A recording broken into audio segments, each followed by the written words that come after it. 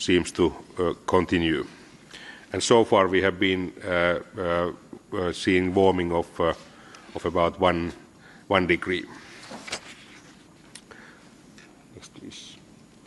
And this was the graph that was shown already last week. We have broken records in the concentrations of 3 main greenhouse gases, namely carbon dioxide, methane, and nitrous oxide. And out of those, the most important one is carbon dioxide, which has contributed 66% of the warming of the planet so far. And we have seen about 150% increase of carbon dioxide concentration since the 18th century. In methane, we have seen even more dramatic increase, 260% around, and the difference between methane and carbon dioxide is that the lifetime of methane is much shorter. So if we have a major methane problem, it can be solved in a shorter time frame than carbon dioxide problem, which where the problem persists for thousands of years. So carbon dioxide has this kind of cumulative nature, and that makes it more complicated than several other greenhouse gases. And carbon dioxide concentration today is highest in 3 million years. UNEP published last week, actually a couple of days ago, new report what has happened to the emissions, and we have seen an increase in the carbon emissions, and there was some sort of plateau for the past years, and that seems to be over, which is bad news when it comes to implementation of Paris Agreement.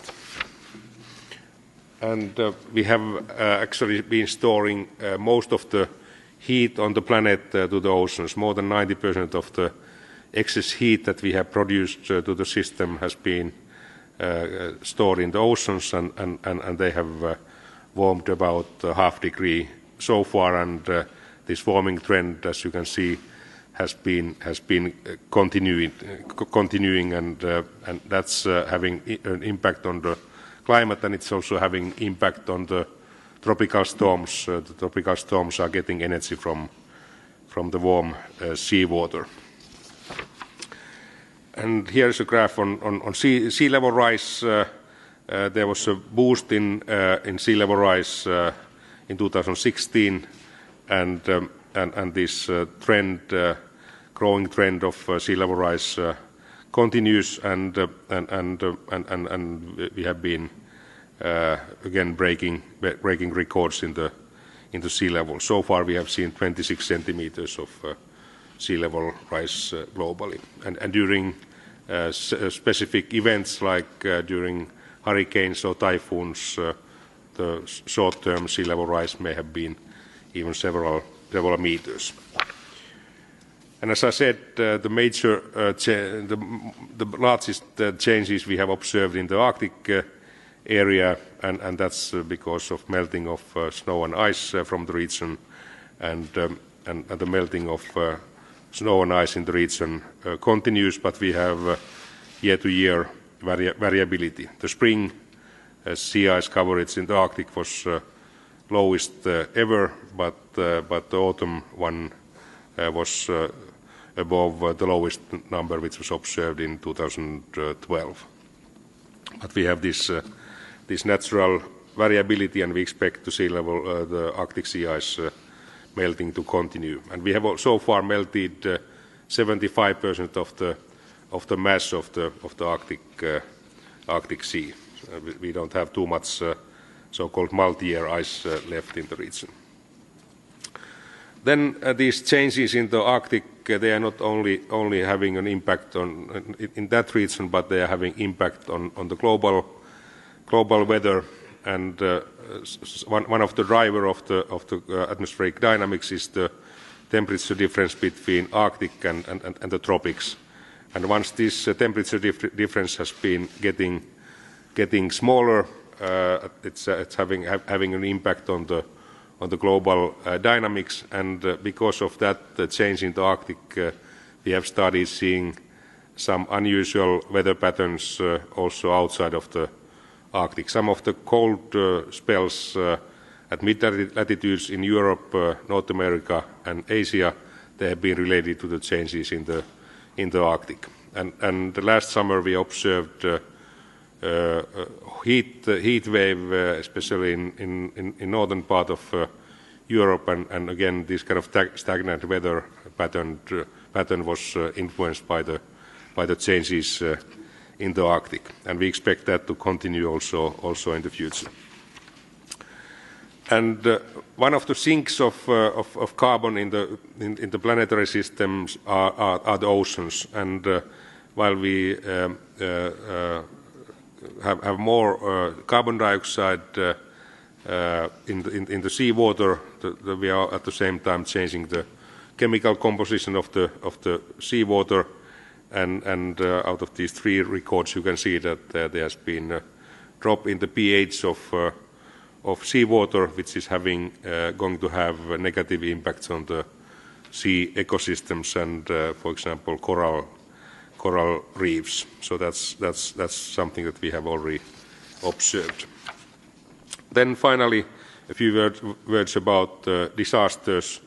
We have seen a growing amount of disasters because of climate change, and according to recent UN report, about half of the world's population have been exposed to major disaster during the past 10 years, and 91% of the disasters they have been related to weather. So that's very much the territory of WMO.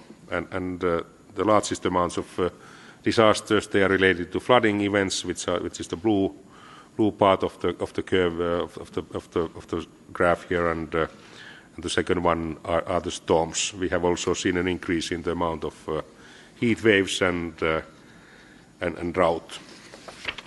And if you look at events this year, we have seen 1,600 excess deaths related to heat waves, and there have been also casualties related to wildfires, more recently in California. And food insecurity has increased to 1.3 million, and there are regions like Madagascar which have been exposed to food shortages. And there have been 2 million people who were displaced because of extreme weather and climate events. In Bangladesh there was a refugee problem related to the events, and in South Sudan and Somalia and Yemen, drought has been boosting the overall disasters in the regions. And here in Europe, both in Germany and in northern part of Europe, there have been crop losses, and those have been related to the heat wave and drought that was present last summer. There have been a couple of record-breaking hurricanes hitting USA. They have been hitting unusual parts of the country, and there were 3 super typhoons hitting Eastern Asia, Philippines, China, Japan, and South Korea, and there was a devastating tropical cyclone hitting, for example, Tonga, where they lost 1,300 buildings. We will have the COP meeting in Katowice in Poland starting next Monday, and to me the major concern why we should do our best to implement the Paris Agreement is that there's a risk to lose global food production capacity if we reach, for example, 3 degrees warming. And on this graph you can see lots of red color, which indicates that large part of the world would lose their crop yield, fraction of the crop yield, because of changes in precipitation patterns and also because of higher temperatures. And the sea level rise is anyhow going to be a threat for several coastal regions and coastal cities, and population-wise we have largest amounts of population in big Asian countries, China and India, and there we have also largest part of big cities that are exposed to sea level rise. But we have those also in Europe, like London, or North America, like Los Angeles and New York, as well as big cities in South America, and a couple of them also in Africa. And then we have also got an estimate from IMF what has been the impact of the current 1 degree warming on global economy, and it has been shown that the whole southern hemisphere has has already suffered because of the change, and only the high northern latitudes have benefited because of increased amount of rainfall and higher temperatures. And this trend is expected to continue for the coming decades. And finally, what is the question in Katowice, and what is the question in climate negotiations? This graph is showing that we have seen an increase in the consumption of coal, oil and gas, and there has been a slight phase out in the coal consumption, and at the moment we produce 85% of the global energy based on fossil sources of energy. And if we want to reach 1.5 degrees or 2 degrees, we should see a drop in the consumption of fossil energy during the coming 5 years, and we should get rid of fossil energy by 2050 to reach 1.5 degrees, or if we want to reach 2 degrees, we should get rid of fossil energy by 2075. And they should be replaced with the 3 remaining parts of this graph, nuclear, hydro and renewables, and that's a major challenge when it comes to climate negotiations in Katowice and at the forthcoming COP meetings. With these words, once again, thanks for coming, and we are happy to answer your questions. Thank you. As always, please just introduce yourself and your affiliation, DPA. Hello, this is Christiana, DPA, German press agency. You said it's the 4th warmest year. Can we focus a little bit, or can you focus a little bit on the last 4 years or the last 5 years? Which one was the top year with what kind of temperature rise? And did anything happen between 2014 and 15 so that these last 4 years are particularly high? Is this El Niño phenomenon that happens more often? Is that one of the reasons? So maybe you can look a bit into the future. Yeah, the message from our side is that the warming trend of climate still continues, but we have this natural variability, El Niño, La Niña variability, and these La Niña years are usually cooler than the El Niño years, and in 2016 we were having both the impacts of very strong El Niño and the overall warming, which was leading to the fact that it was the warmest year on record so far. And this year would have been warmer without the impact of La Niña, but it was the warmest La Niña year on record. So all these most recent 4 years, they have been record-breaking. They have been the warmest 4 years since 1850s.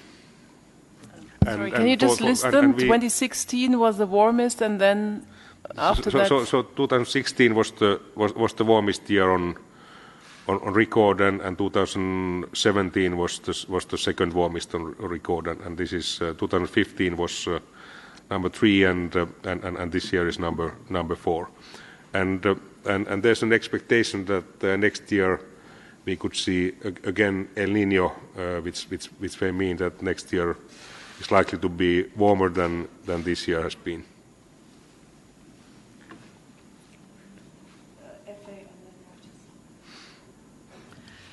Isabel Sacco for the Spanish News Agency. two clarifications. You said at the beginning that in the Arctic region and in Europe and the Mediterranean region, the increase of temperature has been the most important. And second, the other clarification was regarding El Niño. So there is a concrete impact on the heating of because of El Niño. And thirdly, you mentioned that there were 20 centimeters of sea level rise in the oceans. Could you please develop? Yes, yes. So we have statistics on climate since the 1850s, and there have been two regions that have been warming more than the global, much more than the global average, and those are Arctic and the Mediterranean region. And in the Arctic, we have seen the biggest anomalies during the winter time. And in the Mediterranean region, we have seen the biggest anomalies in the summertime. So the summers are getting warmer, and they are also getting drier, which is a problem for the agriculture, and in the long run, it may be also a problem for tourism, whether it's attractive for the people to come to the region for holidays when temperatures are less comfortable and the nature is very dry. And that's also giving a boost to the forest fires, which we have been observing recent years, for example, in Portugal and some other parts of the region. And in case of sea level rise, we have measurements since the latter part of 19th century, and so far we have seen 26 centimeters of sea level rise, but these sometimes we can have short-term sea level rise episodes related to the tropical storms, hurricanes, typhoons, and tropical cyclones, and then we can see cases with several meters of sea level rise, and that's often causing even more damage than the wind speeds.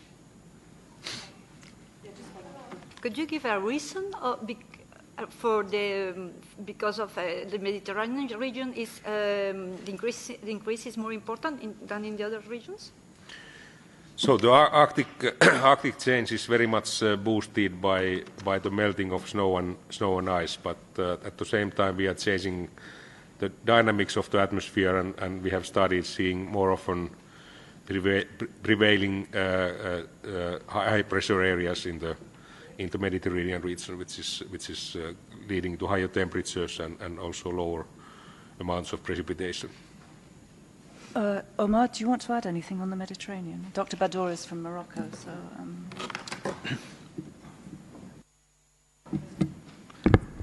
Yes, the Mediterranean region and the Middle East as well is one of the regions where the expected warming is the most important, in addition to the Arctic, as SG mentioned. In addition to that, also, that region is expected to have increased influence of global warming on drought.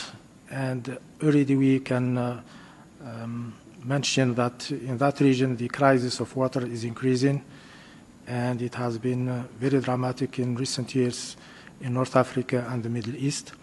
In addition to that, also, we have recorded the extreme temperature in Algeria, 51 degree maximum, which is the record of Algeria, and also in Iraq, in Iran, and in Pakistan. All this strip of region is expected to break additional record in the future. Thank you.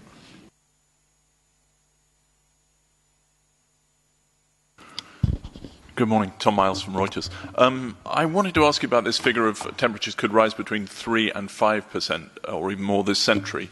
I seem to remember previously we had a figure of 3 to 3.2 or something like that. Is this a new figure, the top end of this span? Is that, I mean, can you say, if so, why you've increased that, if I'm right, and, you know, when that came in? Thanks.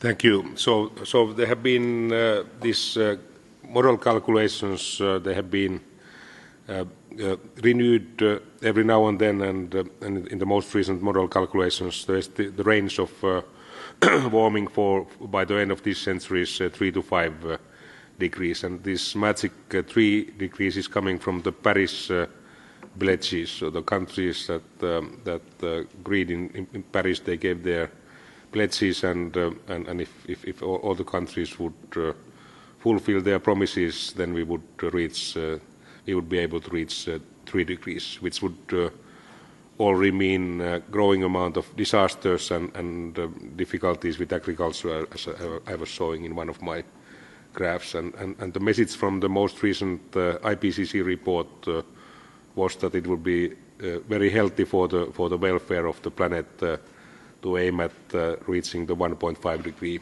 And the other side of the coin was that we have both technological and economic means to reach 1.5 degrees. So it was a strong message by the science community, and this message has luckily been heard very well. And again, the forthcoming COP meetings, they will be key issues in seeing whether we are able to aim at those low numbers, which would be very much desired. Sorry, I'm not sure. Maybe I didn't make my question clear. I'm interested in why you're now saying as much as 5 degrees. I don't know if that's a new figure, but why do you think that it could be as much as 5 degrees? Maybe it's not new. Thank you. So we always have had range in the model calculations. It's for policymakers, it's easy to tell one number, but in practice, if we want to estimate what's going to be the behavior of human beings and what's going to be the amount of population on the planet and what kind of energy solutions we are going to have, we usually have a range. And there's also certain uncertainty in the models themselves. But we, in atmospheric science, we have always been talking about the range, but the political decision makers, they want to have simple information, and that's why we have been talking about this 1.5 or 2 degrees or 3 degrees and so forth. But the range is the way how we describe the things. Swiss News Agency. Yeah, Laurent Siro, Swiss News Agency. So you just mentioned that politicians need simple information. You usually release the provisional state of the climate before the COPs when they take place. So how powerful this range of figures remain to counteract the narrative and the slogans that might be used by some leaders as Donald Trump or Jair Bolsonaro. So how powerful does that remain to counteract the easy slogans sometimes made on Twitter and other social networks?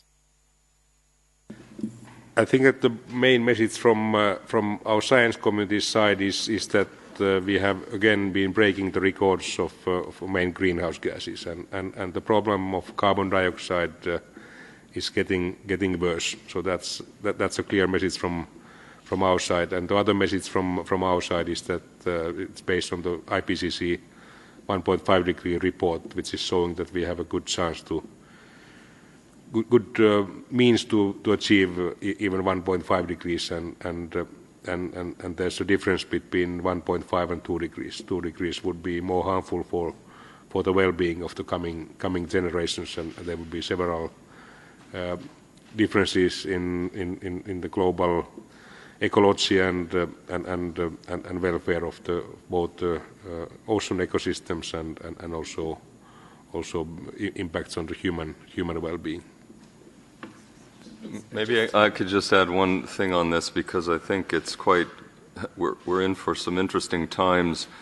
So you have the Paris Agreement that has the ambition to keep the temperature warming between 1.5 to 2 degrees above pre-industrial levels. As the Secretary General mentioned, in 2016 it was 1.3 degrees above pre-industrial levels, so it was already skirting the lower limit.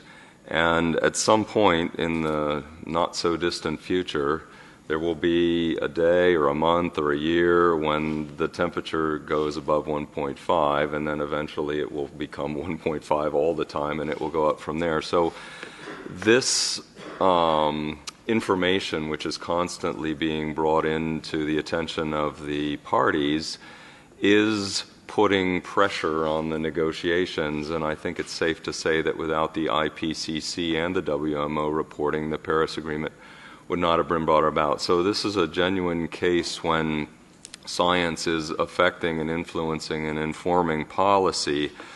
And what we're trying to do with these other indicators is to round out the picture, because as the Secretary General already explained, a lot of the heat is going into the oceans, the sea levels are rising, the ice is melting, and many of these other indicators are going to be very important in terms of the impact. So our reporting complements the main temperature headline with some of these other statistics that are as, if not more important. And yes, I think it does affect the process very substantially. And perhaps I could complement, so it's a little bit a misleading term to talk about global warming. Perhaps the biggest impacts of climate change, they are related to changes in rainfall patterns. The drought and flooding problems, they are having bigger impacts, and they may have bigger impacts also in the future. And these changes in the global precipitation pattern, that's going to have a big impact on the global food production capacity, as an example. AFP and then AP. Yes. Hi. Hello. I had a question. You are just before the COP. You are asking states to try to reduce the emission of warehouse gases. But what UN itself is doing, what the United Nations itself is doing, because, for example, in the Palais des Nations, there is still a lot of cars with diesel and petrol and everything. So why UN is not itself doing something? And so maybe the diplomats can see changes and bring that to their countries. I have the feeling that UN is not doing not so much itself. That's a good point, and we were just having the United Nations Chief Executive Board in New York a month ago, and that was exactly the thing that we were discussing. So there's a proposal that we would show a path to the rest of the world, and I think there are good means to do so. And at WMO, I'm driving with a plug-in hybrid car, and I'm a couple of days a week I'm biking to work with electric bike, and WMO building is already almost carbon neutral, and we have stopped using paper at our meetings, so we are using electronic means for that. So we are showing example, and we have started using more video conferences instead of having physical meetings, and this meeting practice of UN, I think that there would be an opportunity to also achieve something positive. But we have started a discussion, and my guess is that in the coming years we will see also changes in that front. Jamie, AP. Good morning. Could we just go back to Tom's question? I want to make sure. When was the 3 to 5 degree range decided? That's the first question. Second question is, we've been hearing a lot about the concerns, whether it be the United States government, which has come out with the report. Your own experts last week had some details. How are we moving the ball forward here today in terms of what are we exactly? I got that we're putting more detail and sort of a broader picture. Is that the main purpose of this, and is it all leading into Katowice? And finally, if I could just add, you just mentioned some of the behaviors that you personally and as WMO does. What do you say to the public out there about what they should be doing as well? Thank you. Good question. So what we are doing as a modeling community, we have usually under IPCC reports we have several options for the future. What may happen? We have this 1.5 degree future, we have 2 degree future, we have also the future where we totally fail with the climate mitigation, and, and this 3 to 5 degree range is coming from those model calculations. So if we are successful with we are partly successful with the Paris Agreement implementation, we could reach 3 degrees, and if we have a more negative scenario that the consumption of fossil energy is not ceased, and the population is continues to grow, so then we could reach this higher limit of 5 degrees. And one issue that we haven't been talking too much about has been the population growth, and that's also something that we should start talking about.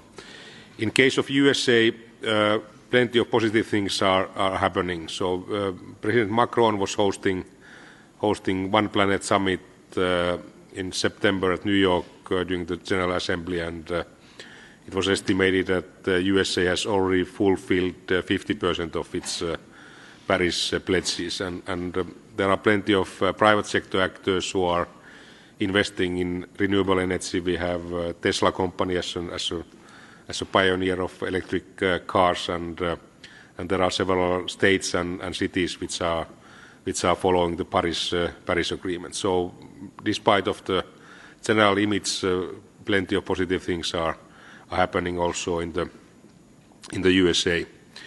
This problem, the solution to this problem should be made as a joint venture between governments and individual human beings. And we as individual human beings, we have quite big power to decide our means of transportation, our means of living, our diet, and how much we consume things, and these kind of trends may have a big impact on the emissions.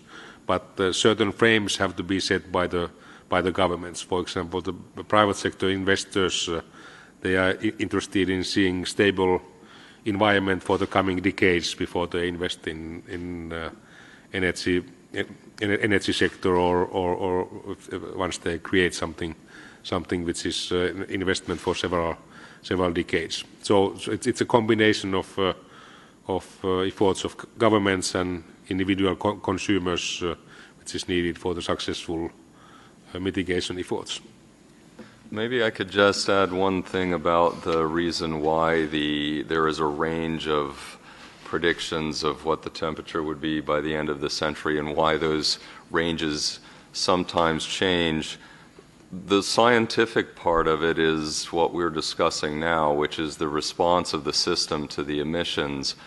But as the Secretary General explained, we have to make assumptions about what's going to happen to those emission rates and how fast there would be a transition to a carbon neutral energy system. And what's often not understood is that reaching these temperature targets relies heavily on carbon capture and storage, actually removing the carbon out of the atmosphere, and the carbon dioxide, I should say, and other greenhouse gases. And these technologies are not really mature yet. So there are big unknowns as to how that component of the whole thing is going to work, and therefore you get ranges.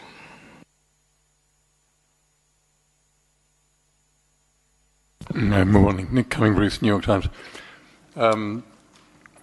Is there a point at which what have been the major sinks for carbon dioxide become saturated and cease to sink? And how big a danger is that? Secondly, why, given Paris, are CO2 emissions still essentially on the same trajectory, same upward trajectory? What do you think really needs to happen very quickly to change that?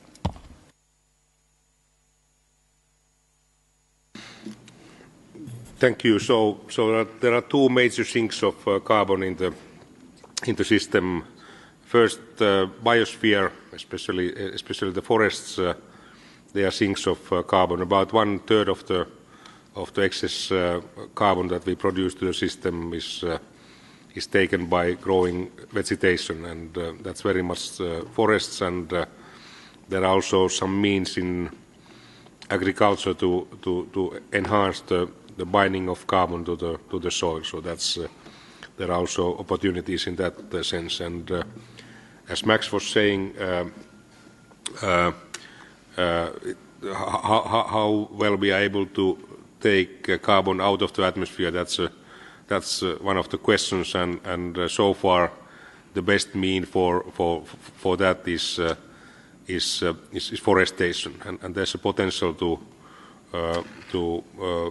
lower the concentration of carbon dioxide in the atmosphere by enhancing forestation. But that's not only going to solve the problem, because we should also stop using fossil energy to be successful in mitigation. And the other sink of carbon dioxide are the oceans, and that's a slow sink of carbon, and it takes thousands of years to remove carbon from atmosphere through the ocean sedimentation. So that's a very slow process. So the quick way to remove carbon from the atmosphere is to enhance the amount of vegetation on the planet. And in some parts of the world, opposite things are happening. So we have, especially this tropical forest loss has been contributing to the increase of carbon so far, and that's one of the challenges. Then one of the things related to carbon dioxide is to understand this long lifetime of it. So that it's a cumulative thing. There's cumulative nature. Once we add more carbon to the atmosphere, it stays there for a very long time. So that's it's very different from the problems that we have been already been able to solve. We have been solving the acidification problem in Europe, and once we stopped emitting those compounds, it was a couple of weeks when things started improving. In case of ozone depletion, the lifetime of ozone depleting gases were typically 50 years, and we have already seen a healing of the atmosphere. And in case of carbon dioxide, we are talking about time scales of thousands of years, and that's why President Obama at his last speech in the UN said that we are the first generation to know the problem, and we are also the last generation to solve the problem. So if we let the carbon dioxide concentration to rise further, it won't return back to the normal levels very soon. Thank you. Maxx Dilley had to leave us. I think that's where Nick's heading as well. But if there's any further questions, Tom. You mentioned population earlier, and I just wonder whether responsible governments should be giving tough messages or carrying out policies to, for example, to encourage more birth control or do something to restrict the growth of their populations. And also, are there other behavioral sort of policies, like promoting vegetarianism, that could make any difference? Maybe this is a real marginal fringe thing, but are there difficult messages that governments should be giving to their people? Thanks. Yeah, the population growth has been an issue that hasn't been too much openly discussed so far, but one of the problems, one of the factors behind the whole problem is that we have seen such a population growth on the planet. And if this continues, it will be even more difficult to solve the problem. And at the same time, it's a challenge, especially for developing countries, how to create all kinds of welfare services for the people, education systems, healthcare systems, how to ensure the employment of young people, and so forth. So it's a multifold problem, and we have seen several fold increases of population in several countries, and that's an obstacle for development in general, and by solving that problem, and we could solve the climate problem at the same time. And I'm personally happy to promote that issue, and we have started discussions on that also among my colleagues in the UN system. And the vegetarian diet is is also something that the governments could recommend to their population, especially it's related to the methane emissions, and also we are wasting quite a bit of food by feeding the cattle with grain or soybeans, which and this agricultural capacity could be better used for producing, for example, vegetarian food. If you ever come to the WMO cafeteria, it went green this week, so we've got rid of plastic and more vegan and vegetarian options, so come and check it out.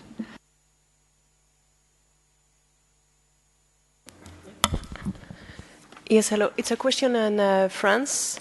I don't know if you have heard about that. I don't know how you call them in English. The yellow gilet. This. How? Vest. Okay. The yellow vest protest in France after the carbon tax, which was decided by the government. So, do you think that's a good way of doing? When some of those yellow vests are saying that it's not the right way because it's putting more pressure on I would say poor people or people that don't have the means to pay for that. And do you think it's a fair way of doing? Yes.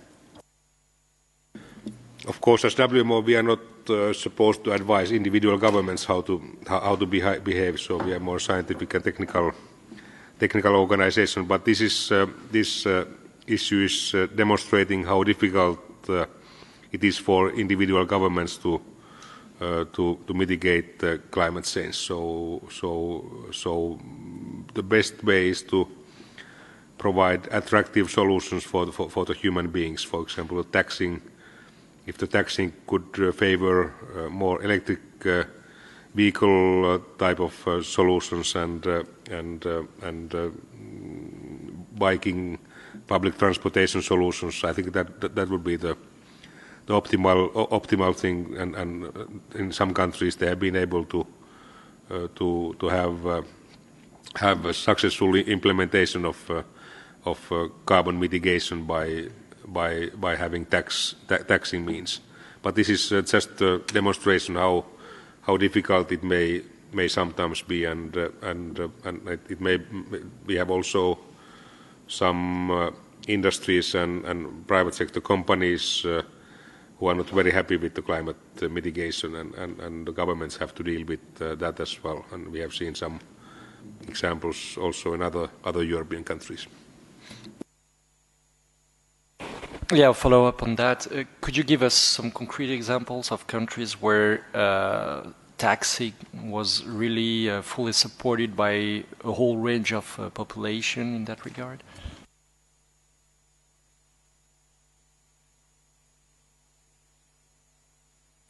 Yeah, so for example, we have plenty of electric cars nowadays in Norway and Netherlands, and they have been subsidized with the government taxing policy, and that has been a success story. In my home country, in Finland, the government has also had taxing means to start favoring low emission cars, and that has been a success story, and also how the houses are heated. The geothermal heating means have become quite common in all of the Nordic countries because of the government decisions. That kind of things should be favored more to enhance the attractiveness of low carbon solutions. Okay, AP, one more. Sorry, just want to follow up. I thought Agnieszka's question was very good. I just wanted to say, you can't talk about policy that governments do. You don't typically comment, but scientifically, this decision measures to reduce the consumption of fossil fuels, like the one in France, will contribute to lowering the pressures on global warming. Is that? I mean, how would you say it? Yeah, that's very clear. That's how it is. Thanks. Good morning. I have a question. And what is your perspective of the UN Climate Change Conference next week, and the negotiation of the details of the Paris Agreement will completed or not, and any other substantive results will be made at that moment? Thank you. So the key message from science community side is that that there's an urgency to start implementation of the Paris Agreement, and we have had 3 or 4 reports. Our greenhouse gas report last week, the IPCC 1.5 degree report, and also the UNEP report, which was showing what has happened to the emissions, and the message from all of those is that we have urgency to act and implement the Paris Agreement. What is the appetite on the countries side? We will see in Katowice. So there are, on the other hand, countries and private sector actors who are eager to implement the Paris Agreement, but we have also countries who have difficulties, and it's not going to be an easy case for many countries whom economies depend on fossil energy, and there are also inside the countries some players who are not benefiting from climate mitigation. But on the other hand, there are plenty of new business opportunities related to climate mitigation and the new economies, and of course we have to think of the welfare of the coming generations. But when it comes to expectations of the COP24 meeting, we have some little bit dark clouds in the sky, and I hope that the meeting is going to be a successful one, but it's not 100% guaranteed yet. If there's no further questions, I'll thank you very much indeed for coming, and we'll wrap up. So thank you very much, everybody. And a big thanks to UNTV for live streaming this.